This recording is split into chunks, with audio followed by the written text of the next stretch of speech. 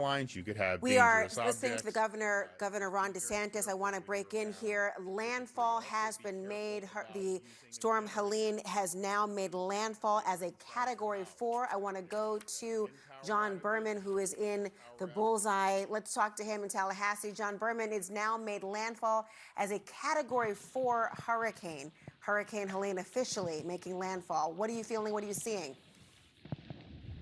Yeah, Category 4 landfall, 140-mile-per-hour winds. Hearing it made landfall about 10 miles southwest of Perry, which actually puts it east of Tallahassee and maybe on a path to skirt Tallahassee instead of going right over it, which might be a little bit of a relief for the people here. That said, this is a huge storm in terms of how wide it is. So the hurricane force winds and the tropical storm force winds will spread over a huge part of the panhandle, the upper panhandle, and into Georgia.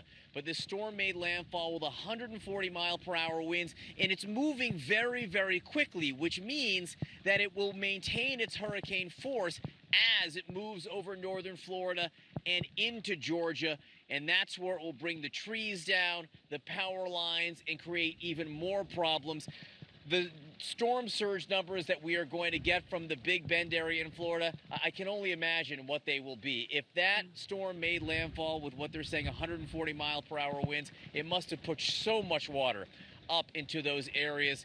I suppose the only saving grace is there aren't too many people who live along the coast in the Big Bend area, and hopefully most of them were able to get away. But now that the storm has made landfall, it's all about watching where it goes and the damage that it leaves behind. Perry, which is just 10 miles north of where it made landfall, that already experienced Hurricane Debbie, which was, a month ago. And then last year, I was trying to get through Perry and Hurricane Idalia, and you couldn't get through because there was so much tree damage there. So it's going to be very difficult for that town over the next several hours, Laura.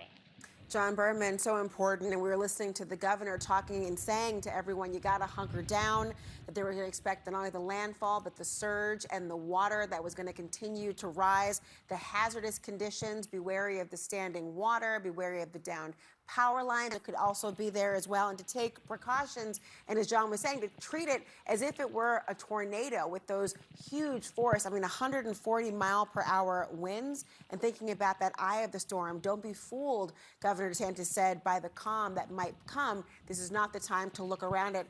I want to go to the Tallahassee mayor right now because they are bracing for what's being called the most powerful storm to hit the city, potentially in written history.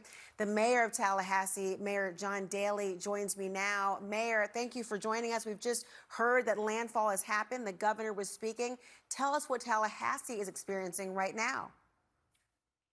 Well, I appreciate you having me on. And you're right. We just had landfall. I can hear it outside. I'm probably about 4 blocks from where John Berman is reporting and I'm at City Hall right now. And you could tell we have one heck of a storm going on outside right now. And yeah, I'm thinking about also all the surrounding communities outside of Tallahassee. We are all getting hit very hard. Historically, your city has been spared sometimes the worst when hurricanes come through the Florida Panhandle, and yet and still you're concerned, the people in the community are concerned, those around you as well. What is your message to people who have not experienced a storm quite like this before? Well, actually, none of us have experienced a Category 4 hurricane this close to Tallahassee. This is a historic storm for us. And I appreciate you reiterating right now, everyone stay safe, shelter in place, stay home. Yes, I think we can expect a lot of damage after this storm. Significant wind event going on right now, significant rain event.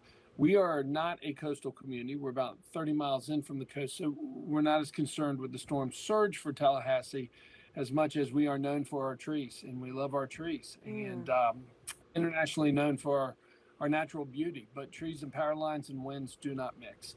So we are reminding the residents, and quite frankly, being honest, recovery is going to take a while. It is not going to be a sprint. It's going to be a marathon. But the city is prepared, and once the storm passes and it is safe, we're going to roll up our sleeves. We're going to get out and do the assessment and begin rebuilding. I mean, I'm glad you mentioned not only the natural beauty, but the prospect of the wind and the impact on those trees and what it could possibly bring down. The wind is not the only concern as well. I mean, the National Weather Service is warning of potentially catastrophic flash flooding that could also occur. Correct. How is the city preparing for that? So we've been preparing for the past week alone. The city manages all the utilities in town. One of our key utilities is not only electric, but also stormwater. And the great men and women of the city of Tallahassee Utility Department have been out cleaning out all the stormwater facilities, making sure that we can capture, top capacity, be able to convey the water through. But nonetheless, we have above average rainfall in Tallahassee. We've been saturated. And when you dump this amount of rain on top of an already saturated ground, yes, you have the potential for flash floods. It's part of the reason why Leon County, our county government, also put out a mandatory evacuation from manufactured homes for the wind event, but also for the rain event that could take place too. I mean, Tallahassee, capital of Florida, I wonder how important it is for the city to get up and running as quickly as possible to manage not only what's happening there in Tallahassee, but also statewide relief efforts. Of course. So we have learned from previous storms that it's preparation, preparation, preparation. Having said that, when Mother Nature sends a Category 4 hurricane your way, you're going to have damages. But nonetheless, we put out an all call across the United States and called in our mutual aid agreements. We've had utility workers from as far away as Oklahoma traveling through the night to come help us. We have tripled our workforce prior to the storm. We stationed our assets all across the community. Our personnel is safe all across the community, and we are fully prepared once the storm passes and it's safe to go out, assess, and begin the rebuilding process. We also expect more mutual aid to come in after the storm, and our goal is to increase our workforce fivefold. But nonetheless, it is a very powerful storm that is currently moving through our area, and there will be significant damage. Mayor John Daley, now that the touchdown, the landfall has happened, we are concerned and looking at your city and so many others. Please stay safe. Thank you so much. Yes, ma'am. Thank you.